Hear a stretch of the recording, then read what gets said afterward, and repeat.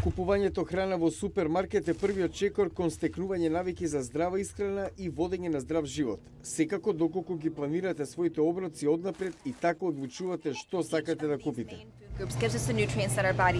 Ова е Линдзи Сигерс, нутриционистка, дел од тимот што дава практични лекции за исхраната во продавници за храна на жени со ниски примања.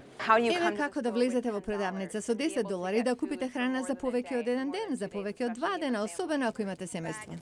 Лекцијата започнува во делот за свежо овошје и зеленчук, со обука како да се читаат цените. Гледајќи колку чини производот по единица тежина. Таа ги едуцира луѓето дека смрзнатото овошје и зеленчук не се лош избор. Лекција и читањето на состојките на производот.